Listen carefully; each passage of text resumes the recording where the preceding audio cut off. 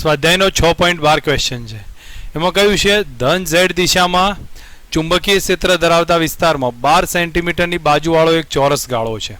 હવે આ ચોરસ ગાળો આ રીતે બતાવ્યો છે જેની બાજુઓ એક્સ અને વાય ને સમાંતર છે. એની બાજુઓ એક્સ અને વાય ને સમાંતર છે. ધન દિશામાં 8 સેન્ટીમીટર પર સેકન્ડના વેગ સાથે ગતિ કરે તો ધન એક્સ દિશામાં 8 સેન્ટીમીટર પર સેકન્ડના વેગથી ગતિ કરે છે. ક્ષેત્ર અવકાશમાં એક સરખું નથી. તો અહીંયા કીધું છે સમય સાથે અચળ પણ નથી અને એક્સ અક્ષની સાથે બદલાય છે. તો એનો મતલબ ઋણ એક્સ દિશામાં 10⁻³ ટેસ્લા પર મીટર ટેસ્લા પર સેન્ટીમીટરનું પ્રચલન ધરાવે છે. એનો અર્થ થયો કે ઋણ એક્સમાં જેમ આપણે જતા જઈએ એમ 10⁻³ ટેસ્લા પ્રતિ સેન્ટીમીટર વધવા લાગે છે. એનો મતલબ ધન એક્સમાં જોવા જઈએ તો એ 10⁻³ ટેસ્લા પ્રતિ સેન્ટીમીટર ઘટવા લાગશે. તો ધન એક્સમાં જેમ જેમ જતા જઈશું એમ ચુંબકીય ક્ષેત્ર ભલે અંદરની તરફ રહ્યું પણ એ છતાંય ઘટવા લાગશે. તો એક્સ અક્ષમાં જેમ જેમ આગળ જતા જઈશું એમ ચુંબકીય ક્ષેત્ર ઘટતું જશે. અને સાથે કહ્યું છે કે સમયની સાથે પણ 10⁻³ ટેસ્લા પર સેકન્ડ ના દરથી ઘટતું જાય છે. જેમ જેમ સમય જતો જાય એમ પણ ચુંબકીય ક્ષેત્ર ઘટતું જાય છે. એક અવરોધ આપ્યો છે. તો પ્રેરિત થતો પ્રવાહ એનું મૂલ્ય બંને નક્કી કરવાનું. અહીંયા કોન્સેપ્ટ સમજવા જેવો એ છે. શરૂઆતમાં પહેલાં જ હું ડાયરેક્શનની વાત કરું, ઈએમએફ પ્રોડ્યુસ કરવાની આપણે વાત કરી લઈએ. તો આપણને એ આપ્યો છે, અવરોધ આપી દીધો છે અને વેગ આપ્યો છે. સાથે અહીંયા જે આપ્યું છે 10⁻³ ટેસ્લા પર સેન્ટીમીટર એટલે ચુંબકીય ક્ષેત્રમાં બદલાવ આપ્યો છે અંતરની સાથે, પણ ઋણ એક્સ દિશામાં ઘટે છે એટલે dB/dx આપ્યું છે આપણને. dB/dx 10⁻³ ટેસ્લા પ્રતિ સેન્ટીમીટર, પણ ઋણ એક્સ દિશામાં એ વધે છે પણ ધન એક્સ દિશામાં એ ઘટતું જાય છે. અને બીજું ટેસ્લા 10⁻³ ટેસ્લા પર સેકન્ડ, તો આ dB/dt આપ્યું છે. અહીંયા ચુંબકીય ક્ષેત્રમાં બે રીતે બદલાવ થાય છે. એક સમયની સાથે બદલાવ આવે છે અને બીજું અંતરની સાથે બદલાવ આવે છે. આપણી પાસે બંને રીતે વેરિયેબલ જોવા મળશે અને બે વેરિયેબલના કારણે બે પ્રકારના ઈએમએફ જોવા મળશે, જે કોન્સેપ્ટ સમજવા જેવો છે. પહેલાં તો અહીંયા સમજો કે સમયના ફેરફાર થવાના કારણે ઈએમએફ કયા આવશે. સમયનો ફેરફાર થશે તો ઈએમએફ કયા આવશે. તો એ વખતે ઈએમએફ E1 જેને કહેવામાં આવશે. તો E1 નું સૂત્ર અહીંયા આપણે લખી દઈએ છીએ, 1 = a dB/dt. બીજા શબ્દોમાં આપણું ફ્લક્સનું જે ઈએમએફનું સૂત્ર છે એ આપણને મળશે dφ/dt જ આવશે.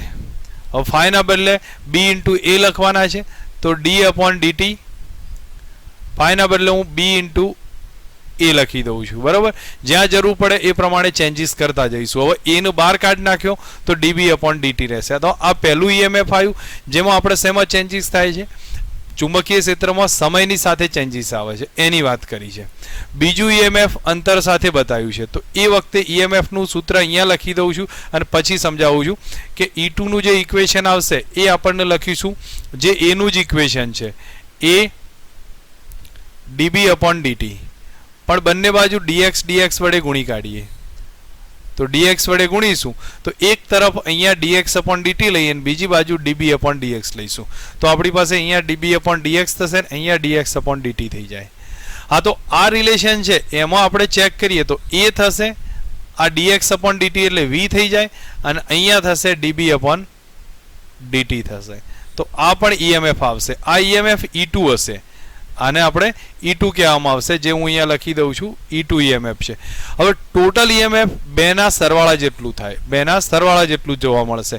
હવે કેમ સરવાળો થાય છે તો એક કન્ડિશન અહીંયા ક્લિયર થાય છે કે dB/dt જ્યારે ધન એક્સમાં જવા જઈએ, પ્લસ એક્સની અંદર જઈએ છીએ આપણે તો એ ઘટે છે. તો dB/dt નેગેટિવ છે અને dB/dx પણ ધન એક્સની દિશામાં ઘટે છે કારણ કે એ ઋણ એક્સની દિશામાં વધતું જાય છે.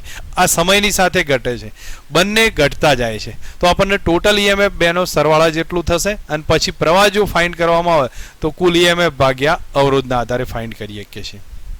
હવે આટલો કોન્સેપ્ટ તમારે સમજવાનો છે. બીજી એક મહત્વની વાત અહીંયા ડાયરેક્શનમાં આવશે. તો ડાયરેક્શનમાં હું બે મુદ્દાથી તમને લેન્ઝના નિયમ પરથી આપણે ડાયરેક્શન નક્કી કરીએ છીએ. જો ફ્લક્સમાં વધારો થતો હોય, જો કોઈ પણ કારણે ફ્લક્સમાં વધારો થતો હોય તો જે મતલબ કે ચુંબકીય ક્ષેત્ર જે નવું પ્રેરિત ચુંબકીય ક્ષેત્ર આવશે, પ્રેરિત મેગ્નેટિક ફિલ્ડ હશે એ મૂળ ચુંબકીય ક્ષેત્રની વિરુદ્ધ દિશામાં હશે. પ્રેરિત સમજ રાખજો, ફ્લક્સમાં જો વધારો થતો હોય તો પ્રેરિત મેગ્નેટિક ફિલ્ડ મૂળ ચુંબકીય ક્ષેત્રની કેવી દિશામાં હશે? વિરુદ્ધ દિશામાં હશે,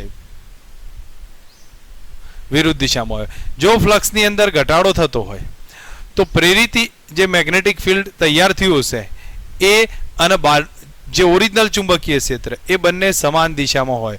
આ આપણને ધ્યાન પર હોવું જોઈએ. જો કે મેં નીટના લેક્ચરમાં આને ક્લિયર કરીને સમજાવ્યું છે, પણ છતાંય જે લોકોએ ના જોયું હોય તો પહેલાં ધ્યાન રાખે. જો ફ્લક્સની અંદર વધારો થાય તો પ્રેરિત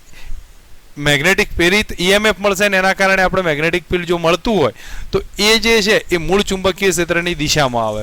અને બીજી વસ્તુ કે જો ફ્લક્સમાં ઘટાડો થતો હોય તો પ્રેરિત જે EMFના કારણે જે મેગ્નેટિક ફિલ્ડ મળે છે એ મૂળ ચુંબકીય ક્ષેત્રના સમાન દિશામાં હશે. અહીંયા આપણે મેગ્નેટિક ફિલ્ડ અંદરની તરફ છે તો અને ફ્લક્સમાં સતત ઘટાડો થાય છે કારણ કે આપણે ધન એક્સ દિશામાં જઈએ છીએ. મેં તમને ઓલરેડી વાત કરી છે કે ધન એક્સ દિશામાં જતી વખતે ચુંબકીય ક્ષેત્ર પણ ઘટે છે, એટલે એનો મતલબ ફ્લક્સમાં ઘટાડો થાય છે અને સમયની સાથે પણ ઘટાડો થાય છે. આ એ નેગેટિવ છે, આ પણ નેગેટિવ, તો ફ્લક્સમાં ઘટાડો થશે. અને ફ્લક્સમાં ઘટાડો થાય તો પ્રેરિત જે ચુંબકીય ક્ષેત્ર જોવા મળશે એ મૂળ ચુંબકીય ક્ષેત્રની દિશામાં આવે. હવે મૂળ ચુંબકીય ક્ષેત્ર અંદરની તરફ છે. મૂળ ચુંબકીય ક્ષેત્ર અંદરની તરફ હોય તો આપણને ખ્યાલ હશે કે અંગૂઠો જો અંદરની તરફ રાખીએ, જો અંગૂઠો અંદરની તરફ રહેવા દઈએ તો આની અંદર ડાયરેક્શન જે પ્રવાહની આવશે એ સમઘડિત દિશામાં જોવા મળશે, જે આપણને આ રીતની ડાયરેક્શન જોવા મળશે. બરોબર, આ રીતનું સર્ક્યુલેશન થતું હોય તો એનું ચુંબકીય ક્ષેત્ર અંદરની તરફ રહેશે. આ થયો કોન્સેપ્ટ. દરેક જણા પહેલા શાંતિથી સમજ રાખે, પછી દાખલો ગણવામાં વાર નહીં લાગે. હવે એને આપણે સમજીએ કે ગણતરી કઈ રીતે થાય છે. તો અહીંયા જુઓ, પહેલા આપણને બતાવ્યું છે કે એક 12 સેન્ટીમીટર બાજુવાળો ચોરસ છે તો એનો એરિયા આપી દીધો છે. એરિયા કયો છે? 12 × 10⁻². જે ચોરસની બાજુનું માપ L હોય સમજી લઈએ. અહીંયા આપણે આકૃતિ એકવાર ફરી ડ્રો કરી રાખું છું જેથી કરીને તમને આમાં કોઈ કન્ફ્યુઝન ના રહે. આ v વેલોસિટીથી ગતિ કરે છે, આની લેન્થ L છે. મેગ્નેટિક ફિલ્ડ ક્રોસમાં અંદરની તરફ જતું બતાવ્યું છે અને એની ડાયરેક્શન આપણે ઓલરેડી સમજ્યા છીએ. આ રીતે ડાયરેક્શન જોવા મળશે. હવે અહીંયા આપણે એરિયા A બરાબર L² કહેવાય. L બરાબર 12 સેન્ટીમીટર છે, એનું મીટરમાં કન્વર્ટ કરીએ તો 12 × 10⁻² એનો હોલ સ્ક્વેર થઈ જશે. હવે એના પછી આની કિંમત લખીએ તો 144 × 10⁻⁴ મીટર સ્ક્વેર આવશે. ઓકે, ત્યારબાદ રેઝિસ્ટન્સ આપ્યો છે 4.5 × 10⁻³ ઓહ્મ. હવે અવરોધ મળી ગયો. અવરોધ પછી વેલોસિટી આપી છે, વેગ છે. વેગ 8 સેન્ટીમીટર પર સેકન્ડ છે, એને મીટર પર સેકન્ડમાં કન્વર્ટ કરીએ તો 10⁻², 8 × 10⁻² મીટર પર સેકન્ડ આવશે. હવે નેક્સ્ટ એના પછી આપણને આપ્યું છે તો dB/dx તાપમાન, ચુંબકીય પ્રચલન કહી શકીએ ચુંબકીય ક્ષેત્રનું, તો 10⁻³ ટેસ્લા પર સેન્ટીમીટર છે. એને આપણે મીટરમાં કન્વર્ટ કરી નાખીએ તો બી ચાલશે, અથવા હાલ પૂરતું એમના એમ રહેવા દઈશું તો એ ચાલશે. dB/dt આપ્યું છે. dB/dt 10⁻³ ટેસ્લા પર મીટર છે. આને આપણે કન્વર્ટ કરવું હોય તો આપણા માટે થઈ જશે 10⁻³ અને નીચે આવી જશે 10⁻² થશે. તો દેટ મીન્સ 10⁻1 રહેશે.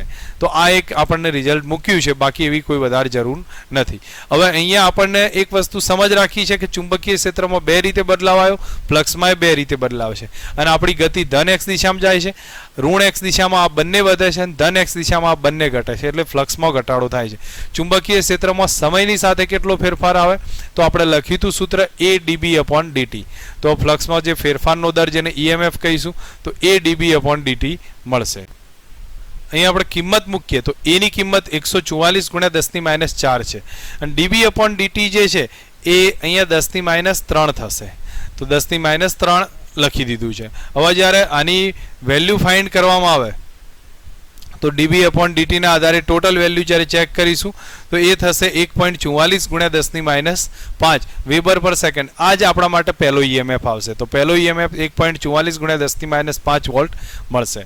હવે નેક્સ્ટ એના પછી વાત કરીએ તો બીજો અંતરના કારણે EMFમાં ચેન્જીસ આવે છે, તો એ વસ્તુ આપણે ફ્લક્સમાં ચેન્જીસ આવશે. તો પહેલા અંતરના કારણે જે ફ્લક્સનો ફેરફારનો દર છે એ લખીએ તો આ જ સૂત્ર આવશે A dB/dt, પણ dx/dx વડે ગુણી કાઢ્યા છે તો dB/dx અને dx/dt મળશે. હવે dx/dt એટલે v થશે, જે અહીંયા આપણે થોડુંક લખવાનું સ્ટાર્ટ કરીએ અહીંયા. તો હવે A dB/dx અને dx/dt મળશે. અહીંયા કિંમત લખીએ તો 144 × 10⁻⁴. dB/dx છે એ 10ની માઇનસ આપણે એની અંદર લખવામાં ભૂલ છે, ટેસ્લા પર સેન્ટીમીટર છે, એટલા માટે હું અહીંયા 10ની માઇનસ 1 લખીશ, બરોબર. અને એના આધારે આપણે કેલ્ક્યુલેશન આગળ જોઈએ છે. હવે અહીંયા જે વસ્તુ આપી છે પણ આની અંદર ચલો dx અપોન dt છે એ આપણે 8 સેન્ટીમીટર પર સેકન્ડ લખ્યું, એને કન્વર્ટ નહીં કર્યો તો એક સમય બંને સેન્ટીમીટરમાં છે તો એ રીતે ચાલી શકે. બાકી જો કન્વર્ટ કરો તો અહીંયા 10ની માઇનસ 1 લખો અને અહીંયા 8 ગુણ્યા 10ની માઇનસ 2 લખી શકો છો તો પણ રિઝલ્ટ સેમ આવશે. તો આપણે અહીંયા બધું બંને સેન્ટીમીટરમાં જ રાખ્યું છે તો આ કિંમત લખીએ અને આનું જે આન્સર આવશે એ 11.52 ગુણ્યા 10ની માઇનસ 5 વોલ્ટ આવી ગયો છે. આ બીજો ઈએમએફ મળ્યો છે. હવે ટોટલ ઈએમએફ બેના સરવાળા જેટલો થાય એટલે ટોટલ ઈએમએફ બેના સરવાળા જેટલો થઈ જાય છે. એટલે ફ્લક્સના ફેરફારનો દર કહો અથવા ઈએમએફનો સરવાળો કહો, બંને સરખું જ હશે. E બરાબર E1 પ્લસ E2 બેનો સરવાળો કરી દીધો તો 1.44 આગળથી લીધા છે 10ની માઇનસ 5 વાળો ઘાત અને 11. અહીંયા લખવામાં ભૂલ છે, એ 11.52 થશે. 11.52 ગુણ્યા 10ની માઇનસ 5 વોલ્ટ થશે તો ટોટલ 12.96 ગુણ્યા 10ની માઇનસ 5 વોલ્ટ મળી જશે. હવે આટલો ઈએમએફ ટોટલ આવ્યો છે. હવે પ્રવાહ શોધવાની વાત આવે તો પ્રવાહ I બરાબર E અપોન R થાય, જ્યાં E કેટલા લખાય તો 12.96 ગુણ્યા 10ની માઇનસ 5 વોલ્ટ આવશે અને રેઝિસ્ટન્સ છે એ 4.5 ગુણ્યા 10ની માઇનસ 3 થશે. તો આનો જે પ્રવાહ આવશે એ 2.88 ગુણ્યા 10ની માઇનસ 2 એમ્પિયર મળશે. ઓકે, ડાયરેક્શન પ્રેરિત પ્રવાહની છે જે મેં ફર્સ્ટ આકૃતિમાં આપણને સમજાવી હતી એ જ ડાયરેક્શન રહેશે. તો આપણે અહીંયા કહી શકીએ કે ટૂંકમાં પ્રવાહની દિશા એવી હશે કે જે ચુંબકીય ક્ષેત્ર જે દિશામાં જોવા મળશે એ જ દિશામાં એની ડાયરેક્શન જોવા મળશે.